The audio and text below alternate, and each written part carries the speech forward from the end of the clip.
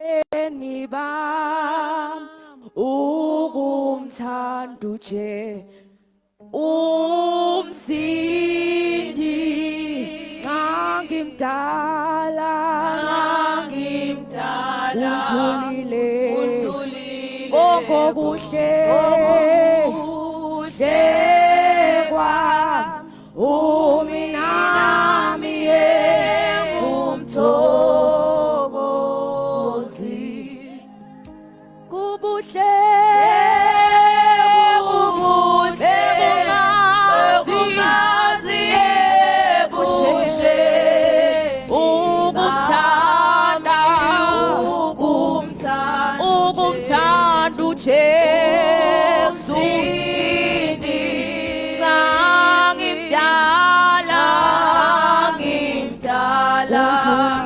udlulile kongokuhle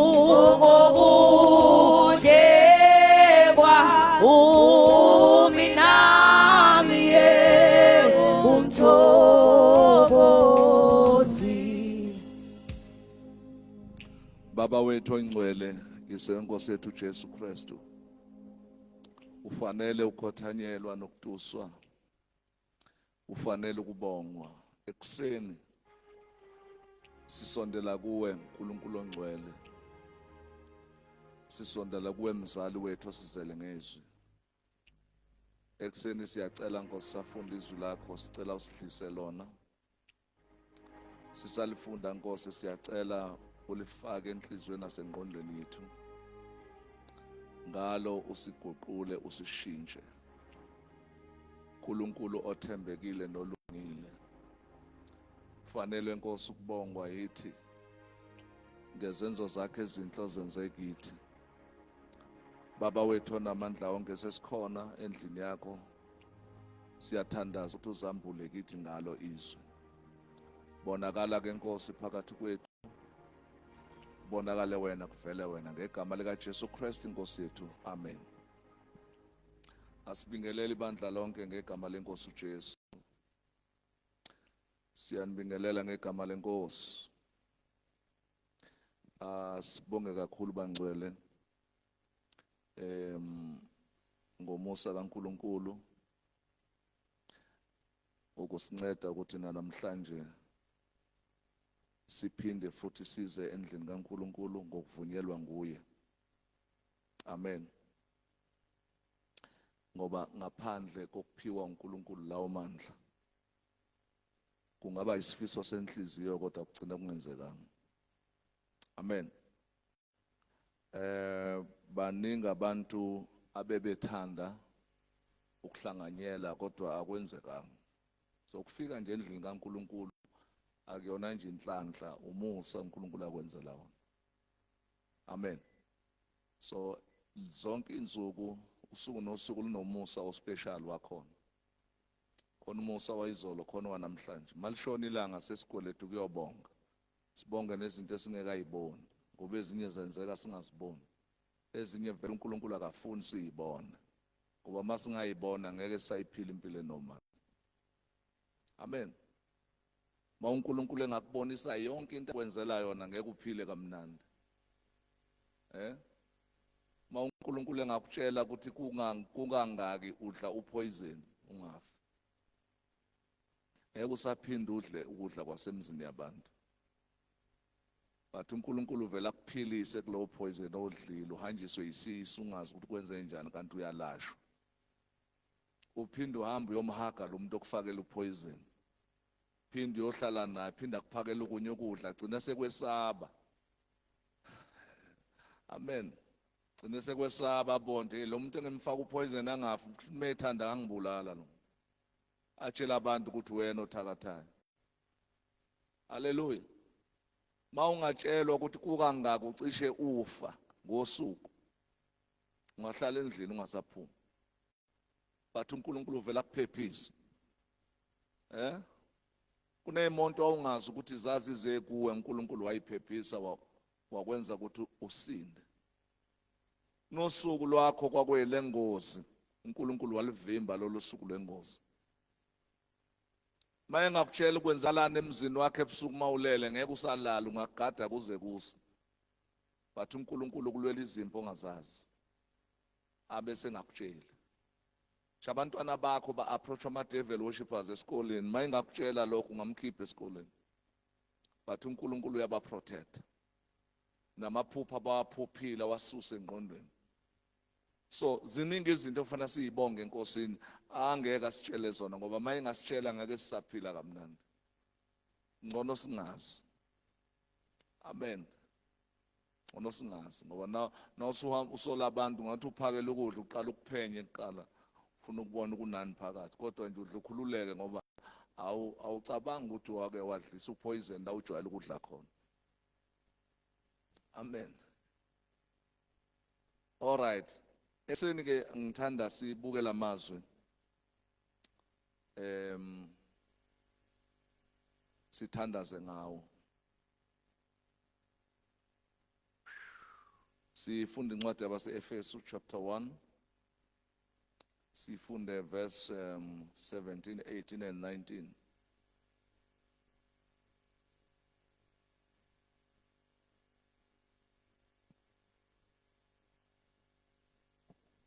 Ephesians chapter 1,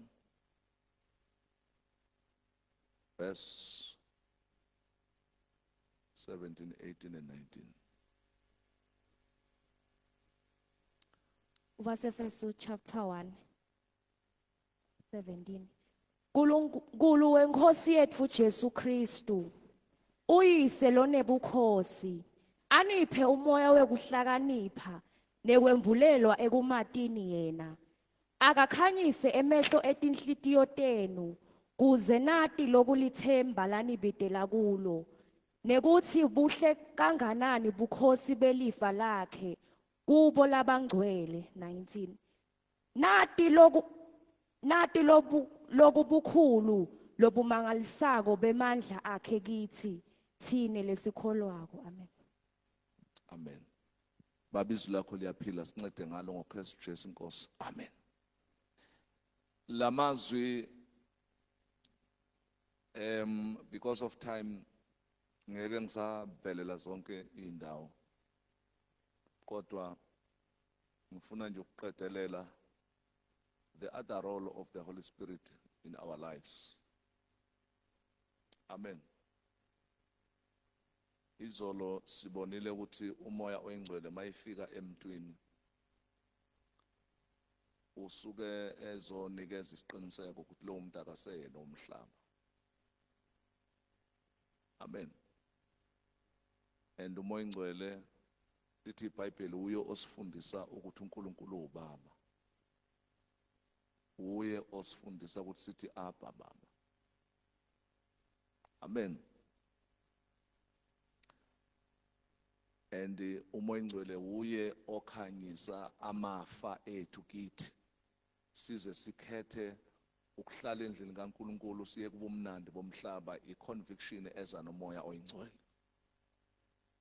Mawufuna incwadi kaJohn lithi mayesefikile umoya oyingcwele uyoqondisa nezwe ngesono.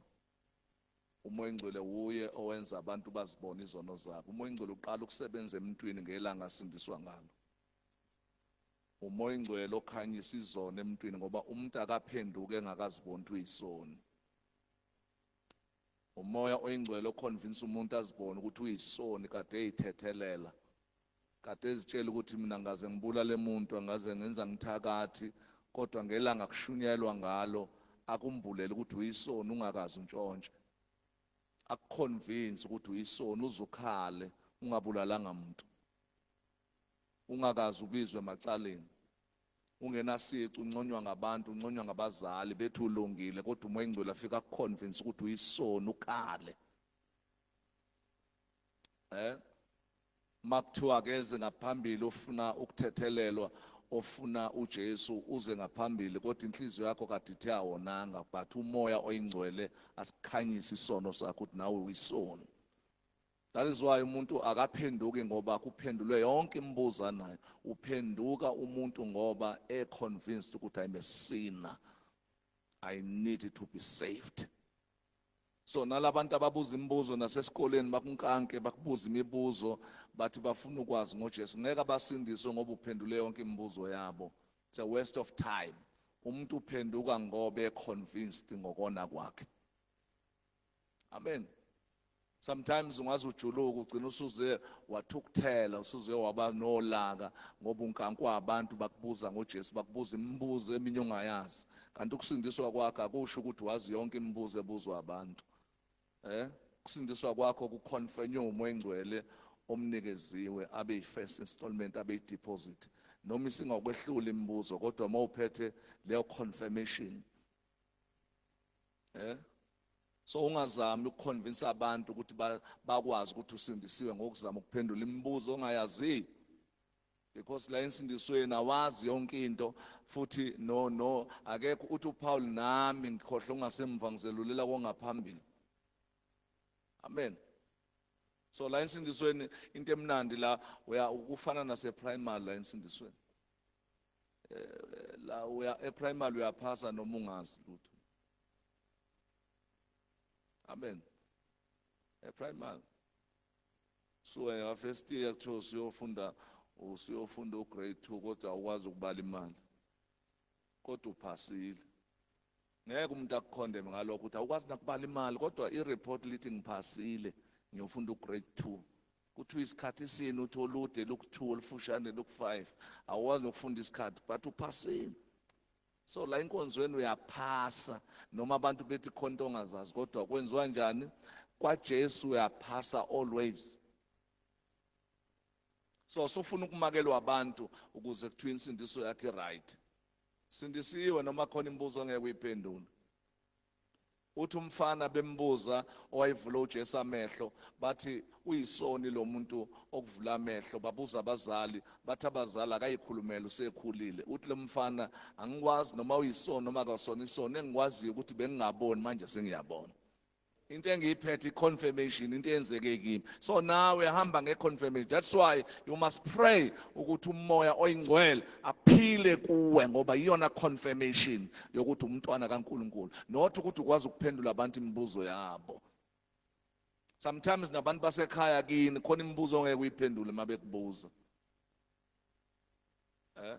Elithi iBhayibheli ke singaphenduli yonke imibuzo ebula. Amen. So ke ensindisweni asikho isidingo sokuthi uzenze umuntu owaziyo. Ensindisweni thokoza ngosindiso lwakho ube free. Ngoba lithi iBhayibheli mayindodana umuntu enikhulula niyoba ngabakhululekile impela.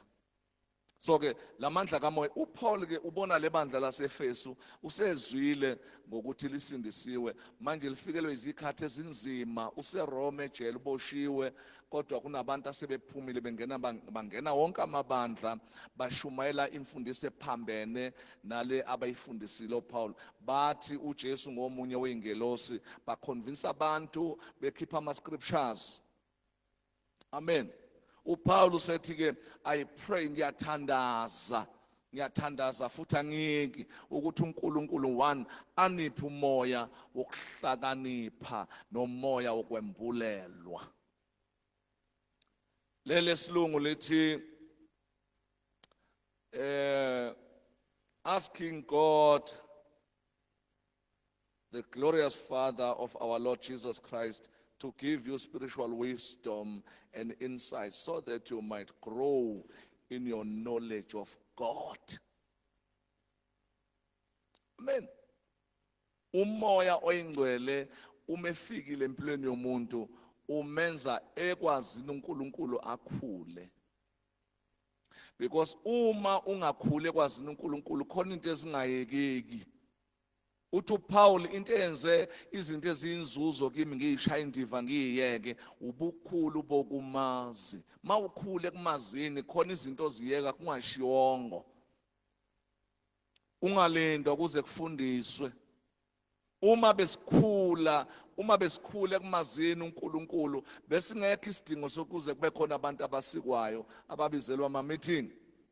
Ababizelwe amavestri bayokhuluma nomfundisi nama-elder ukube besikhula ekumazini uNkulunkulu ngoba ukukhula ekumazini uNkulunkulu kwenza ukuthi impilo yakho yehluke izikline yona nezono Ungaziyeki ngoba uyazenyanya, uziyeke ngoba indawo yazo ayikho kuwe. Because izona kumele uyeke ngoba uthi awuyithandi, but one day ungenzeka uyithanda. Into othi awuyifuni namhlanje ngaba nama-reason to uyifune kusasa. So isona usiyeki ngoba uthi awusifuni, usiyeka ngoba unama-reason, unezizathu ezizaba zikhona nakusasa. Kanti mawuthi awusifuni, mawuthi une-appetite engeyinhle ngesona, awuna-appetite yaso, kungenzeka kube ne-appetite yaso kusasa. Amen. Into nawayifuna namhlanje is not guaranteed ukuthi awuzuyifuna kusasa. Kodwa when you have reasons, nakusasa lezo izathu isekhona.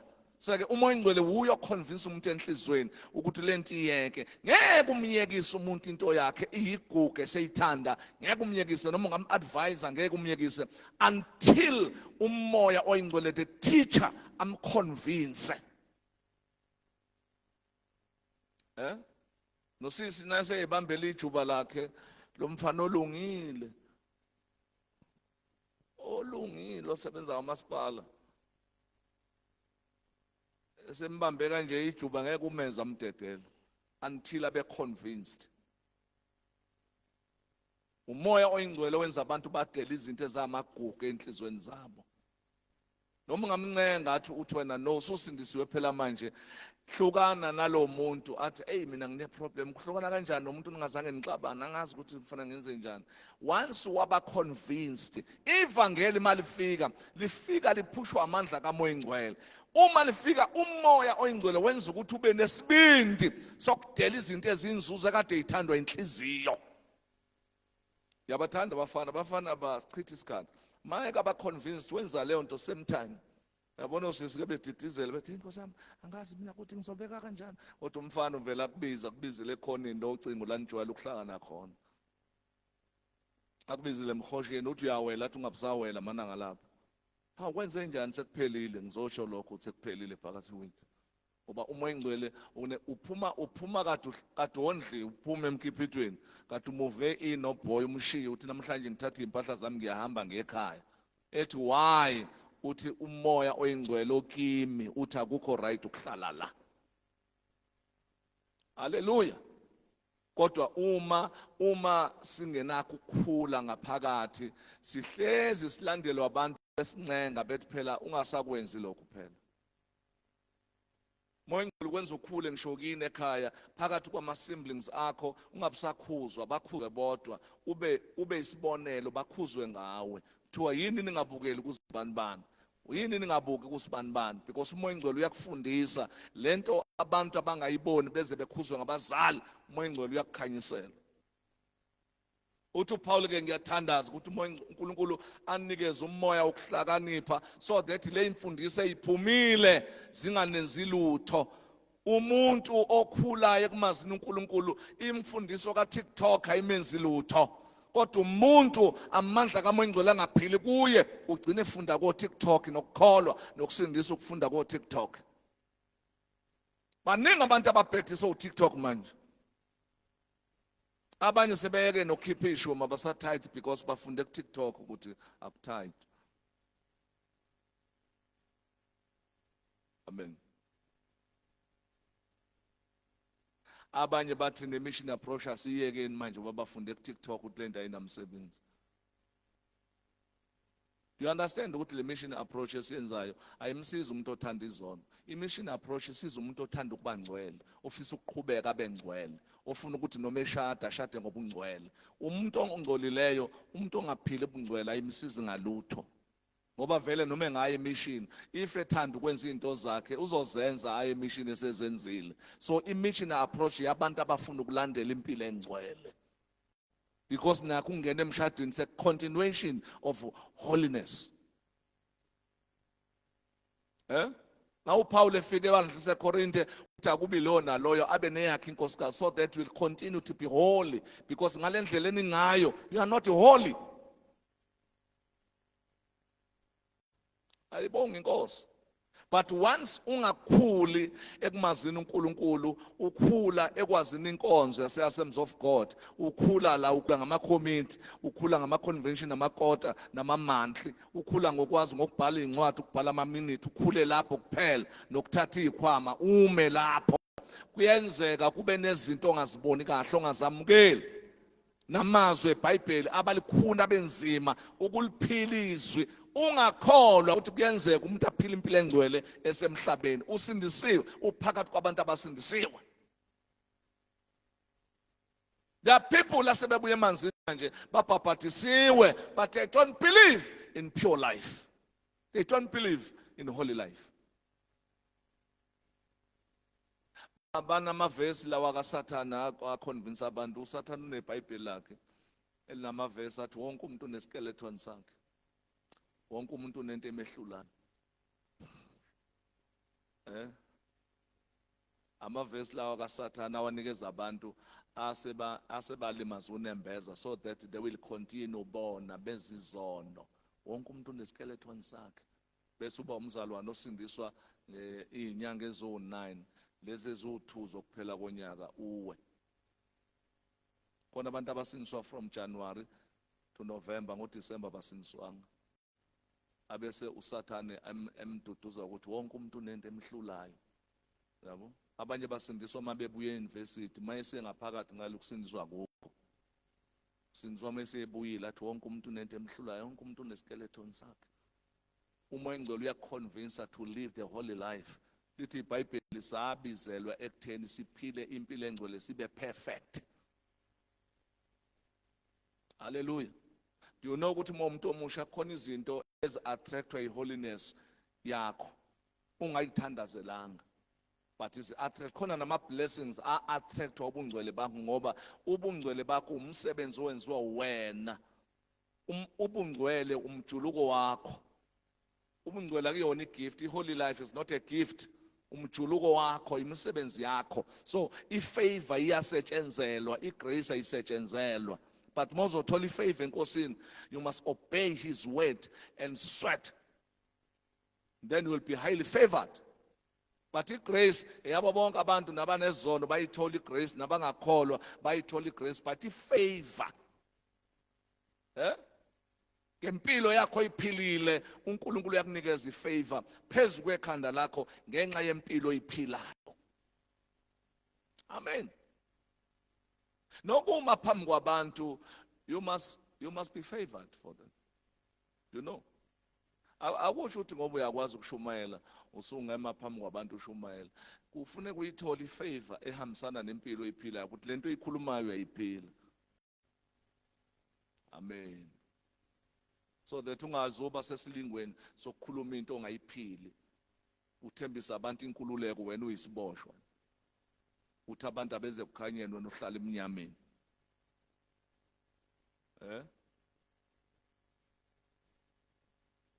Glory to Jesus. That's why khona abantu abashumayela kamnandi kabi kodwa inshumayelo yabo ibe nenhlabathi ngoba abantu bakamoya they can sense isimilo sakhe esingcolile inshumayelweni oyishumayelayo. Umthombo yiwo kodwa ungcolile. Awuphuzeki. Nekucweba umthombo. Noma ungamaphambi kwabantu ungazi ukuthi uzothini. Na umthombo ucwebile bayabusiseka abantu ngoba uphuma emthonjeni okuhlini amanzi acwebile.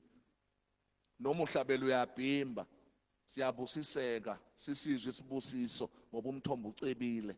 Noma ungalicwenga izwi uzovibrate uma lihamba nesimilo esingcolileyo.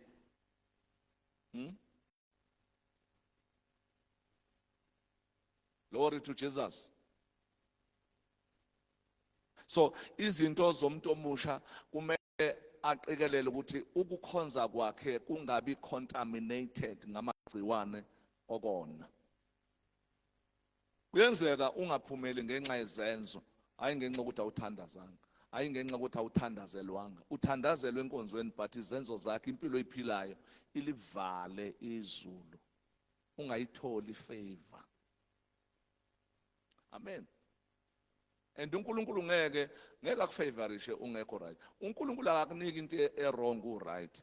Futhi akakuniki into e-right kanti u-wrong. uNkulunkulu ukwenzela le ndlela oziphethe. Indlela oziphatha ngayo phambi kwami ile ndlela azokuphatha ngayo. Uthi uPaul kuTimothy khuthalela ukuze uveze uthembekile phambi kaNkulunkulu, not phambi kwabantu, not phambi kwebandla.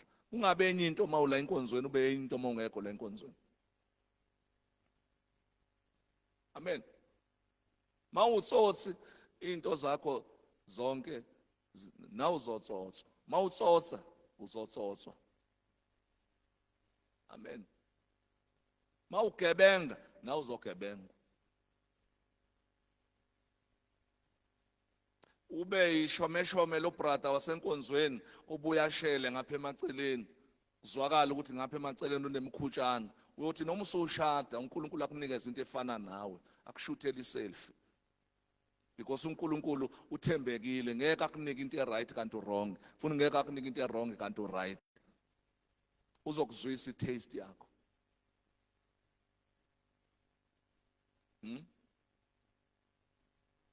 Amen. Yeah. Nika nje ufana nawe exactly. Yothu sakhuzwa ngapha usaganga ngapha naye ebethi nami ngayenza lento ayenzayo. That is why osisi abaningi abade besindisiwe abanye bashada nabantu abanganasi isimilo, bagcina nabo belahla isimilo, because ku wrong ukuyoshada nomuntu uyothanda indoda ungakazithandi wena noNkulunkulu wakho ungakamthandi. Thanda uNkulunkulu uzithande before uyothanda indoda. Because uma uyothanda indoda ungazithandi uNkulunkulu ungamthandi, izona ezidlayo nawe uzozidla. Uzolwa ngazo. Ngoba naye wenze nje nami ngiyakwenza. Kanti it's because awuzange uzuyithanda. Ngeke uyifake emanyaleni ngoba nanga umuntu oshade naye usesemanyaleni. Mawushada ushadela izwe, ushadela umhlaba. Awushadeli kwezulwini, umshado awukwenza ube ngcwele, ushadela umhlaba, ushadela wena futhi awushadeli uNkulunkulu. So you must make sure ukuthi emshadweni sudla izono, phila impilo ephiyo, akusuthi kade usindisiwe uyintombi, usindisiwe uyinsizwa nethi ufika emshadweni bese uguquka uphila enye impilo. Awunazi izathu zokuthi lo muntu ongenzile. What decide wena ungena emshadweni awututulwanga. Umuntu ushadela ngokuthanda kwakhe. That is why no Rebecca bambuza abafowabo bathi uyathanda ukuhamba nale ndoda, wathi yes. Ukube wathi no babezomyeka because it's a right. Ngoba kunyanzelekanga uba uyoshada. iBhayibheli alisho ukuthi akuhle intombi ihlalela, lithi akuhle indoda ihlale yodwa. And impumelelo yakhe ayilinkile emadodeni. uNkulunkulu wenza ngamabomu ukuthi umuntu wesifazane impumelelo yakhe ingalinkwa nendoda. Now amadoda alikhulumi nawo wonke amadoda, only those men who are prepared to develop their wives, emotional, spiritual, financial and otherwise. If you are not ready, it is good for you to stay alone.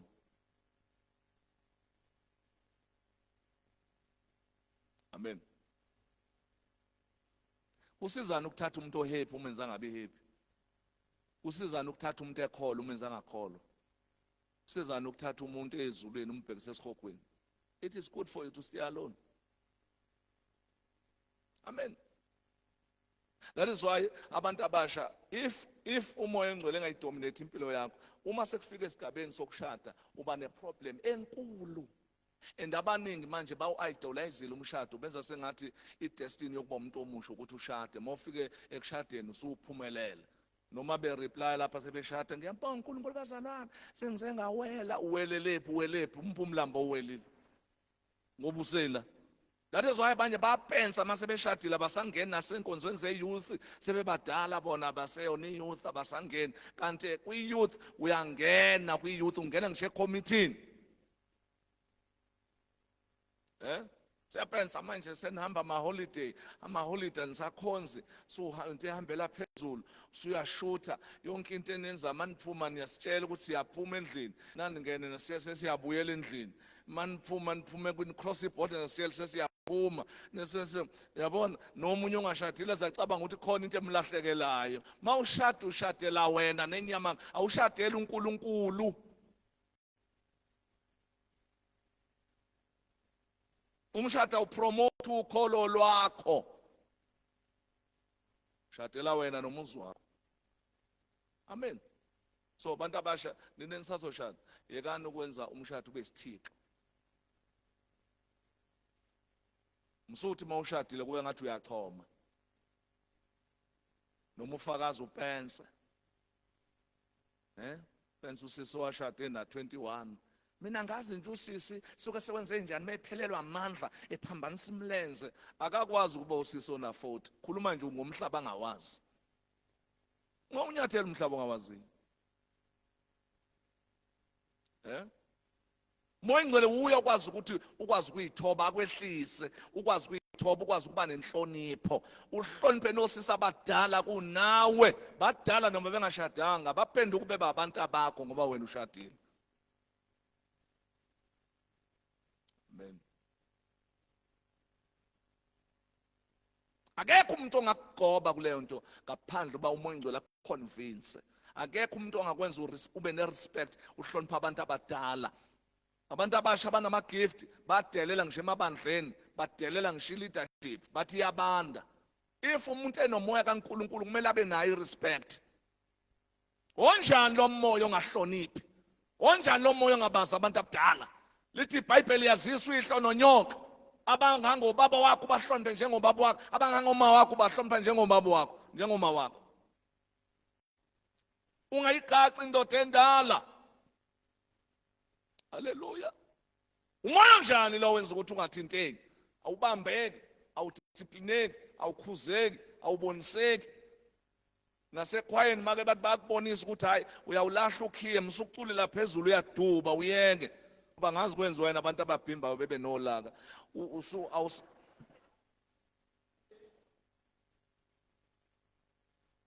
Hallelujah. Glory to Jesus. Umoya Ngcwele uyakwazi ukukwenza uzithobe, noba uyasolwa usolwa by mistake kodwa uzithobe. Uyabonga umuntu uma ekubonisa iphutho ongalenzanga. Kudala sibizelwe amavesi sizokhuzwa, sikhuzwe entweni esingazenzanga. Kuyena lokhuza unga-understand. Kodwa uyabonga uthi baba ngiyabonga kakhulu ukungibonisa. Uma nje uyimbongolo engagitshela uqanqashiya bokuyeka abantu ngoba uboniseki. Bakubona uyongena eweni bakuyeke ngoba awuyithathi imbona, ama-advisor awathathi. Nombona ukuthi lo muntu ozama ukungisiza nolwazi olungcono kunaye. Kodwa bonga uMoya Ngcwele ukufundisa ukuyithoba. Lithi iBhayibheli shayana ngathi abanye bakhulu kunani. Ngeke ulipractice izwi ungasizwa uMoya Ngcwele. Uzoqala lapha ecommitteeini uoffend abantu ngoba wena ufunde kakhulu kubadlula bonke. Kanti lithe iBhayibheli shaya sengathi abanye bakhulu kunawe. Unolwazi olukhulu kunolwabantu, shaya sengathi banolwazi kunawe. Awu amen. All right. Asiqedelele verse 18. I pray that your heart will be flooded with light so that you can understand the confident hope he has given to those he called his holy people, who are his riches and glorious inheritance. Amanye amabhayibheli ke athi the eyes of your understanding. Inhliziyo inamehlo. The eyes of your understanding. Kukhona abantu abanamehlo e-understanding acimezile. Amen. And abantu abanjalo they cannot understand ukuthi abazalwane bayifa bangama-riches kaNkulunkulu. Njengoba uhlele eduze kwalomzalwane uhlele eduze komcebo kaNkulunkulu. Mawungena esibayeni ucount imbuzi zakho neenkomo zakho ezumcebo zakho. uNkulunkulu uma ecount umcebo wakho ungena ebandleni account abazalwane ba umcebo wakhe. So lithi iBhayibheli lapha inhliziyo, lapha ingcebo yomuntu ikhona nenhliziyo yakhe ikhona. So uzoyeka ukuoffend abantu. uMoya Ngcwele uzokufundisa ukuthi ma uoffend abazalwane uthinta uNkulunkulu ngoba ingcebo yakhe. Noma ungabiza obrado ongamfuna kubize emission ungam-offend because uyingcebo. Noma ungamfuni ungafuni ukushada naye kodwa uyingcebo kaNkulunkulu. Suba ne-pride, angisiyi type yakho, yazi uyangihlolela, ngazi ngivelelwa yini ngempela imhlola yami.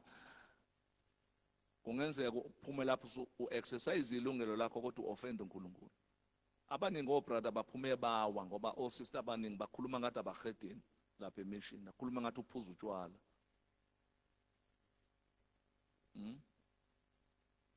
Nawe brother lo sister methe akafuna ukushada nawe, suphuma bese uyambet mouth uthi akakholwa, uthi akasinisiwe, uphakeme. Akaphakeme, uyakholwa futhi uyakufuna ukuya ezulwini, into angayifuna ukuya kini.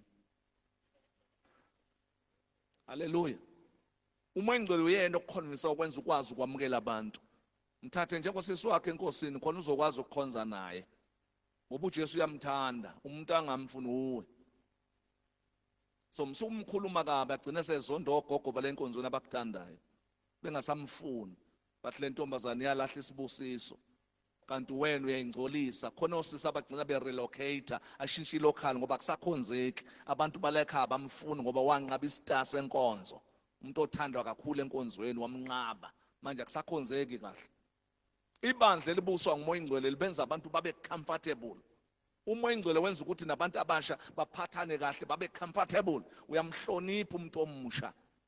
Omunye wazi ukuthi le ingcebo kaNkulunkulu le. Amen.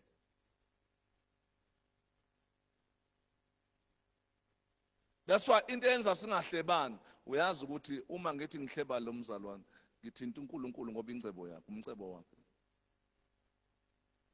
Amen. So umuntu ogangela emcebeni wakho uyambophisa.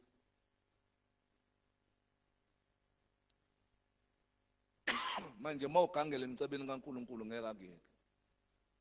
Ngicela amanzi. Futhi iminyaka nayisihambile. Amen. Glory to ngiyabonga. Abazalwane bayingcebo. Amen. Evele enkosini uNkulunkulu uyabalwela. uNkulunkulu umlwela umuntu ewile. Simhlebe ngoba uhlulwe isono uNkulunkulu amlwele. Labantu abathatha uJona bamphonsa emanzini bamangala nje sebeze kuthiwa lo muntu loyo wenze iNinive laphenduka. Uthi ufaka imvuselo enkulu eNinive liguqile kuthiwa le nto esayilahla noNkulunkulu engasayifuni kuthiwe yebo. Ungamdela umuntu ngoba umbone ebuthakathaka. Lithi iBhayibheli abanamandla baqinisa ababuthakathaka. Abanye abantu abasha babalekile enkonzweni babaleso ukuthi asikhule kumazini uNkulunkulu masike sebabona besemaphutheni sibakhuluma kabi sibavalele umnyango wokubuya sibavalele singabavuleli i-environment ube bakwazi ukuphenduka. Umuntu ufuna umnikeze ithuba lokuthi akwazi ukushintsha.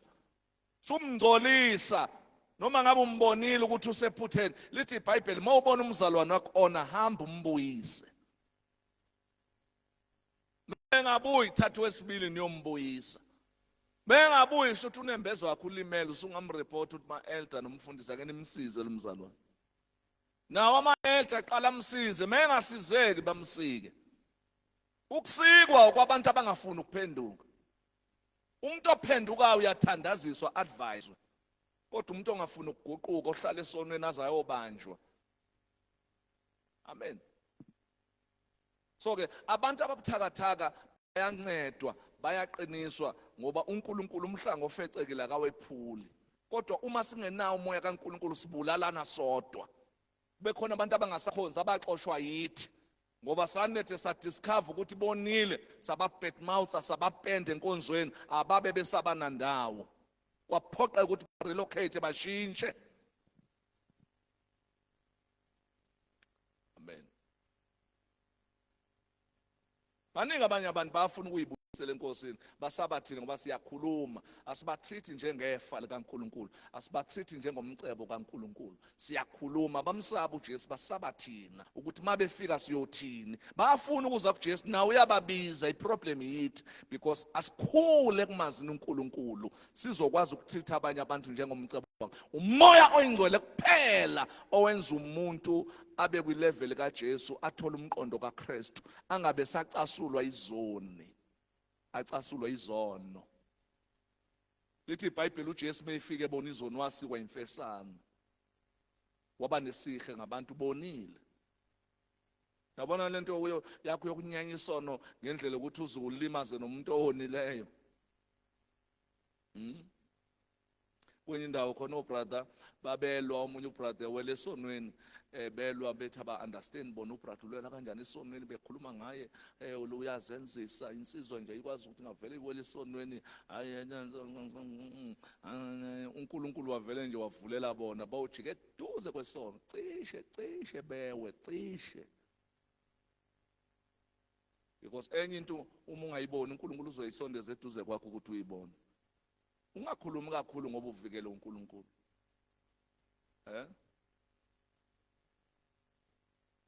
ngibonga uNkulunkulu ukuthi ukuprotectile khona izilingo ezingakafiki kuwe ifikele abanye abantu. Ngawuthandaza uthi Nkosi ungangenise kulingweni. Ungikhulule kokubi. Ngoba abanye abantu sebejika kukho lokho kulingwa. Umuntu ewelesonweni umoya engcwele abazalwane benza bamthandazele kodwa masingenawo umoya kaNkulunkulu siyamdudulela ethuneni ukuthi akangene khona emgodini sifaka amatshe. Awufakwa amatshe emgodini onomuntu phakathi. Awaphoswa amatshe emgodini kunomuntu phakathi. Masifunde ebusheni bethu ukuthi makhona umuntu esingasamboni enkonzweni abantu abasha siyaphuma siyomlanda. Thatha inkonzo siyise kubo ngoba sinomqondo kaKristu. Umoya engcwele usenza sifunde uJesu, usenza simfuze uKristu, sikhathalela imphefumulo. Into enzu lesine lungakheki ukuthi asinayo inhliziyo yemphefumulo ongekho akekho thina sikhona sihamba nezihambayo. Uma singajika sibe nomqondo kaKristu. Singagcini ngokubanikelela abangekho sithi yabangenela bekho ake sibathandazela ake siyobafuna. Amen. Ngoba abanye banamahloni manje kodwa nake kwafika osisi basenkonzweni bafika kulosisi owakhulelwa wayesekhwayeni bafike sehleze ekhaya sebemthuke bamthuka kubo bathi wawuthi wenzani wawuthi uzenza ngcono uthi uyasindiswa buka manje uhlulekile. Bafika osisi basenkonzweni bathi igama lenkosi liyiyo inqaba ophephela kulo uyakusindiswa beshe sitting room kubo begcwele bezomfuna bathi sisi sikulandile siyakuthanda noJesu uyakuthanda. Haleluya. Mabe phuma awasho black and white wakhe athi ngiyabuyela. Amen. Kodwa masingenawo umoya kaNkulunkulu sijabulela ukuthi thina sisekhona. Asinandaba nabangekho. Amen. Ayakhona ama-elder, akhona ama-elder nomfundisi. Wena wakho umsebenzi uzoba yini kanti? Bazalwane. Uzoba yini wakho umsebenzi? Amen. So ke uthi uPaul ke lamandla kamoya uza azanipha ukuhlakanipha anipha ukuthi nikhule kwazi uNkulunkulu ekhanyisa amehlo enhliziyo enu. 19 I also pray that you will understand the incredible greatness of God's power for us who believe in him. This is the same mighty power that raised Christ from the dead and seated him in the place of honor of God's right hand in the heavenly place. Uma sefikile lamandla ayanambulelo ukuthi kunamandla asebenze ebandleni. Awukhandleki kakhulu ngoba umoya engcwele uyo kusizayo ngisho kuyofakazwa awukhandleki awuzenza umuntu ongesiyena hamba ngalamandla onawo Gideon. Haleluya. Ithi iBhayibheli uGideon encouraged uNkulunkulu wavuka ebusuku wawugenca ama-altari kaBhali no-Ashera wamgenca engenamahloni engenakwesaba. Abantu bomuzi bazi ukuthi izithixo zethu zigenqo sibani because waye encouragewa ngamandla avela ngasenhla. Uma umoya engcwele ekhanyisa amehlo enhliziyo yakho uyakwazi ukurecognize ukuthi la inkonzweni kukhona amandla asebenzayo la inkonzweni. Abakwazi abantu ukuqoqala kangaka bengalandi umuntu bezizela kukhona amandla asebenza la. So mase befikile batreat ngendlela ukuthi khona amandla abalandile. Ngoba uzocela lamandla ukuthi akuphumelelise kanti lamandla uyawa offend. In some days you act against this power. In some days you ask this power to help you. Abantu abaningi abathandaza imthandazo engaphenduli baqale boku-offend iprinciple kaNkulunkulu yaseBhayibhelini. Ngeke ucele kuNkulunkulu bum-offenda ngapha esayidini phinde ngapha uthandaza kuye ngapha uyam-offend. Amen. Iprinciple yeBhayibheli iyahlonishwa kodwa ngeke ukwazi ukuyibamba ungancedwa umoya nokuhlakanipha kaMoya Ngcwele nomoya wambulelo. Ube nomoya we-revelation wembulelwe. Ungasahlala enkonzweni ngoba uhlala kumnandi. Uhlale lisambulo ukuthi wambulekelwe. Amen. So that mawukhonza ungazukhonza ucomplain. Makunikela ungazunikela ucomplain. Khona abantu abangakambulelwa nangomnikelo. Ungamsoli umuntu onganikeli. O abanye abakambulelwa banikela ngoba bebona thina sinikela. Abambulelwanga. That is why masakunikelwa kakhulu baphuma bohlala eminyango. Abanye masasinikela kakhulu bacomplain. Yini kunikela thina kwebuhlungu kuwe? Amen. Akakambulelwa. Hayi bazalwane, hayi lento iyahlukumeza lento ukuthi sifuna imali njalo ukuthi akwambulelwa. Ngawuhlala phansi unganikeli ngoba awunayo revelation. Until uMoya akusize wambulelwe. Amen. That is why we problem nokuthatha abantu abangambulelwe nibenza abalida umsebenzi. Uyawubulala umsebenzi umuntu ongenasambolo sawo. Athatha umuntu ongambulelwe umfaka ama-elt usulibulelele lo bandla. Lifile ngoba ucomplaina ngayo yonke into. Futhi akho mfundisi ofika lapho right bayabheda bonke. Wathatha umuntu ongambulelwe wathi akalida umsebenzi uvelele. Thatha umuntu ongambulelwe wathi akabe i-elder kanti uvela ukhule ebusheni bakhe emsizweni bakhe engalidi omoya ingcwele. Uzoba nedikoni eliyinkinga elinqwaha nemali yenkonzo lingafuni nayo. Baleke nesignature. Uhlale kumnyama enkonzweni ugesi ungekho. Sekhohliwe ukuthi kaNkulunkulu imali ubona ngathi yakhe. Akahlulwa yilutho awekho amandla amnqandayo ayikho into emkhuzayo. Qala la ebusheni bakho umoya ingcwele akulawule. Akuphathe. Amen. Kube lula nokurecognize abanye, nokurecognize iziphiwo zabanye abantu. Awukwazi ukurecognize iziphiwo zabanye abantu uma ungehlula umoya ingcwele. Ngosuku lwePentecost akekho wayebuka umlilo ekhanda lakhe. Omunye wayebona umlilo ekhanda lomunye nomunye umlilo. You must recognize umlilo kwabanye abantu.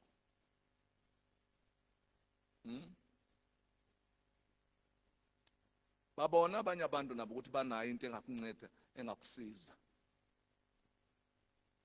Uma organizer ngena lapha emabandleni afika afundisa athi understanding of one another in the assembly, loving one another in the assembly, helping one another in the assembly.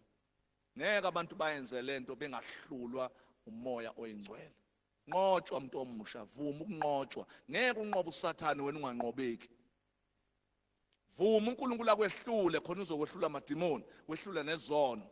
Umuntu onganqotshiwe akazunqoba lutho, vuma ukunqotshwa. You must be defeated. uNkulunkulu akwehlule.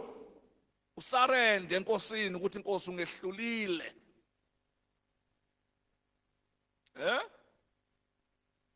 Singaculi nje inkosi wangenga ngayengeka. Yengenga phela. Yehlulele. Umuntu ohlule uNkulunkulu awuthatha mombonisa ukhuluma amagama amancane ashesha abone. Kodwa umuntu ongalidwa umoya ingcwele ungaze umvulela iBhayibheli nalakalizwa. Uyefana nomuntu ongashunyezwe eshunyezwe. Uyefana nomuntu ongathi akakhonze khonza. Ngathi akanabeluleke nabo abaluleki. Amen. Sengivala. Amandla kamoya oyingcwele empilweni yomuntu ayisandla sikaNkulunkulu sokwenza izinto ezingenzeki zenzeke. Ayisandla isandla siyisign ye-authority. Ma umoya ingcwele kuwe, i-authority kaNkulunkulu ihlala kuwe. La mandla asebenza uNkulunkulu ngesikhathi uNkulunkulu edala umhlaba, wayesebenza nomoya ingcwele. Umoya ingcwele wamandla wenza izinto zenzeke. uNkulunkulu wayikhulumizwa amandla kamoya yenze leyo nto ibe khona ikhulumayo. So nasempilweni yethu umoya ingcwele uye wenza izinto zenzeke. Even ngishabagulayo baphiliswa uye. Lo thandaza ubeka isandla umoya ingcwele ahamba emathanjeni. Isho ulwandle libovu njengoba lalibanjiwe nje, lalungabanjiwe omantindana. Wangebona oTikolosha amandla kamoya ingcwele abamba amanzi ngapha abamba amanzi ngapha. bawela.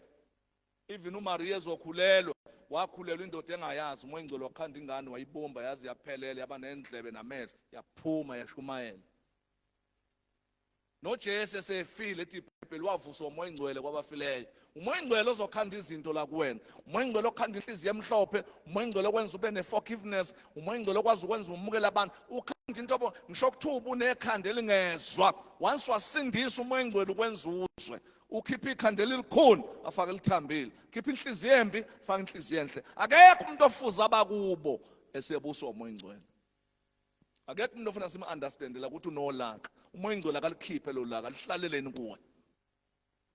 Abazali bangi-understand ukuthi nginjena nje ngi-straight talker. Asiwafuna ama-straight talker la alimaza abantu. Umuntu wi-straight talker nje ulimaza abantu. Awunandaba wena uyasho lokho okushilo ukushilo. Why umoya ingcwele engakushintshi? Why lo moya ingcwele uyakukhalisa kodwa akakufaka esimilweni? Uyakhala kuphela kodwa imphumela yikho. Uyamemeza, hallelujah, glory to Jesus. Ngoba nawo lento isingisa kuyena umoya. Umoya ingcwele kufuna impawu zakhe zibonakala ushintsha, uguquka, bonakala ukuthi la kukhona izithelo zikamoya ezizalwa. Unyaka nonyaka khule kumazini uNkulunkulu. Awu amen. Ubona nje nama-meeting abazalwane disaster kangaka ukuthi abantu bakhule esontweni kodwa bakhule ngimazini uNkulunkulu. That is why ngeke umthathe umuntu osanda kusindiswa umse emhlanganweni wabazalwane. Kuze kubhalwe kuthiwa sicela ningamlethi osanda kusindiswa emhlanganweni ka-RCC wama-leaders wabantu akade bakholwa ngoba bayingozi emntwini osanda ukukholwa. Bangamenza abuye ngasakholwa ngoba indlela abakhuluma ngayo abananembeza, babuswa umoya ingcwele, babuswa inyama. So umhlangano wabantu abakholwayo abadala enkosini awukho conducive for umuntu osanda kusindiswa osakholelwa eqinisweni. That's why ifuna simprotect sithi angayi ngoba ingozi kuye. Befanele umuntu osanda kusindiswa uma efika emhlanganweni wabazalwane aphume eshaya izandla athi ngiyaqala ukubona umhlangano nje kuze kuhlukwane kungaxatshanwanga ngoba ujwayele imhlangano yasezweni ukuthi makuhlangenwe awuvalwa kuyahlukwana sekuxatshene. Athi ngiyaqala ukubona umhlangano nje ngifika kubazalwane kodwa ngeke kwenzeke unalokho engaphoxeka kanti uJesu akekho. Kanti sekhona abantu abakeme ngaphambili beshumele bephinde bethuka inhlamba. Khona abantu abama ngaphambili beshumele bephinde babe nenkani. Khona abantu abazi ukunqa ngaphambili beshumele kodwa inkani ayiphelanga bayaxabana bayalwa badudulane ngale vesi bahambe bexabene ngakusasa boservice idlo abananembeza babuswa umoya ingcwele. Abanye basivala uma bezibona bengafanele. Asivalwe isidle enkonzweni wena osiyekayo uma uyibona awufanele umeceleni. Wathi hayi bazalwane besibona ukuthi isidlo siyasipostpone usipostponelana ngoba phuma wena. Amen. Mawuqala manje usewubrother, usewusister, ube usisi ongabuso, uyoba umama onjani? Uyoba ubaba onjani? Lizoba njani leli bandla kusasa? Eliholwa abantu abaholwa imizwa.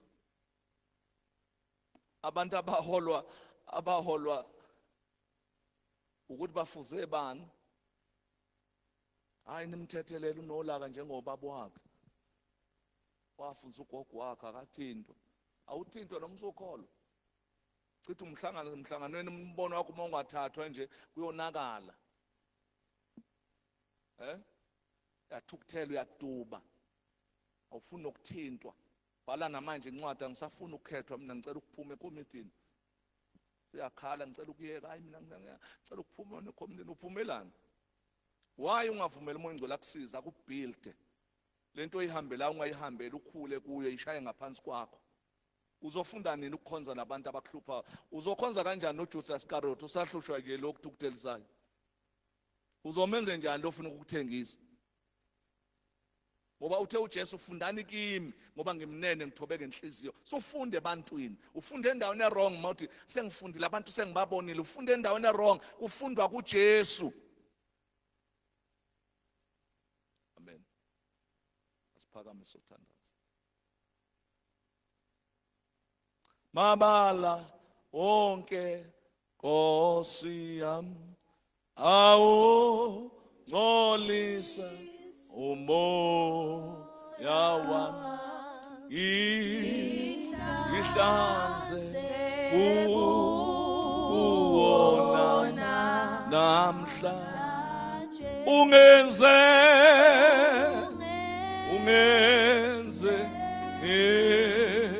ngekufuze.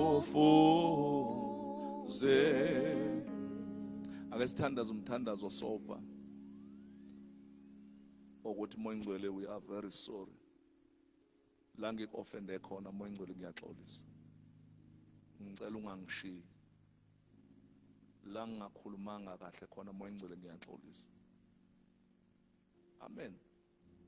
Sani kwayena kwathiwa kahlale nathi. Uma uxabana noMoya Ngcwele uzohamba kanjani endleleni?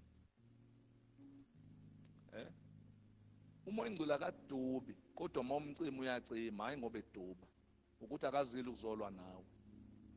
uMoya Ngcwele akafani nedlozi, akakubambi ngenkani. Idlozi lingena ngenkani kuwe likuphoqa, ukhihliza amagwebu, likuhinye. uMoya Ngcwele ufuna your will, ulinda ukuphenduka kwakho.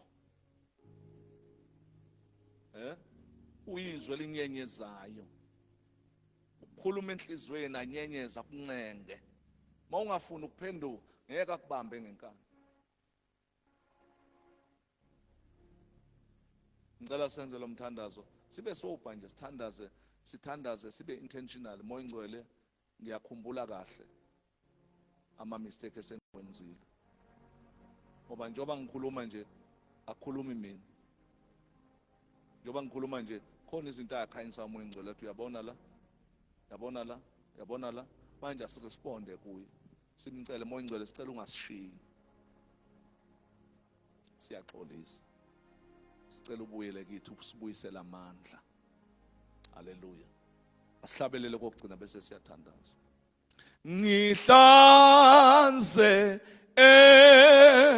emoyeni wami mange bethele uqobo inikela